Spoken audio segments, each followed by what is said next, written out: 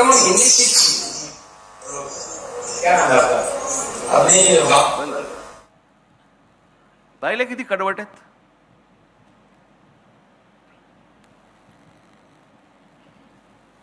तुम्ही जोपर्यंत कडवट राहणार नाही, तुम्ही जोपर्यंत कडवट होणार नाही, तोपर्यंत ह्या गोष्टी अशाच होत राहणार.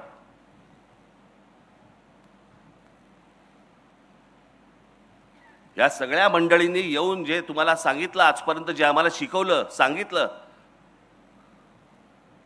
वानखेडे स्टेडियमवरच्या भर मॅच मध्ये ज्या वेळेला आमचा सचिन तेंडुलकर येतो ना, त्यावेळेला पहिलं भाषण तो मराठीत करतो. मला अभिमान वाटतो त्याचा. होय, भारत रत्न आहे, पण आपली भाषा नाही विसरला, आपलं राज्य नाही विसरलं, आपली माणसं नाही विसरला, आपली जागा नाही विसरला. आणि आमची लोक, इतरची लोक येतात, त्यांच्याशी भांडताना पण हिंदीत भांडतात. बरं, तुला येत पण नाही हिंदी.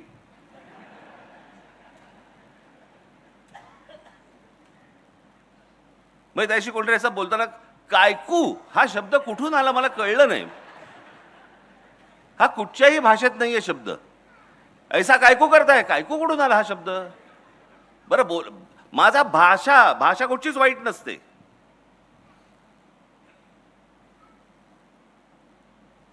आपण मार खातोय ह्याच गोष्टीने की आम्हाला कोणी काय सांगितलं, आम्हाला कोणी काय शिकवलं.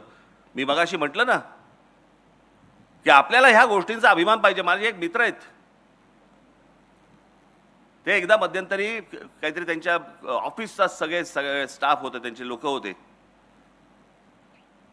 मला असं वाटतं टाइम्स ऑफ इंडिया मधले होते. ही गोष्ट आता झाली त्याला 15-1 वर्ष झाली, 10-15 वर्ष झाली.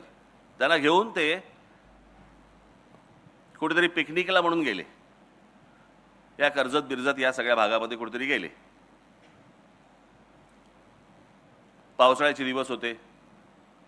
त्यांनी मला सांगितलं, म्हणे मला जरा पोचायला उशीर झाला. मी बघितलं तर आमच्या म्हणे वर्तमानपत्रामध्ये काम करणारे एक 10-12 बंगाली लोक होते. मुलं मुली अशा सगळे बसले होते.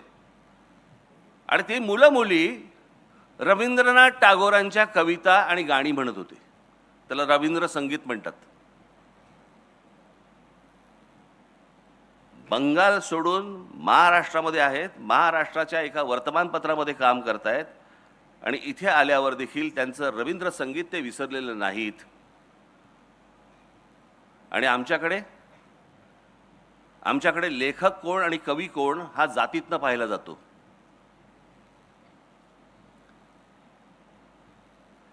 तुम्ही मराठी म्हणून एकत्र कधी येऊच नाहीत, याचा पूर्णपणे बंदोबस्त केलेला आहे. तुमचा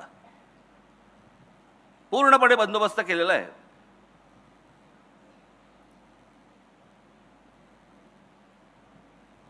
आता काल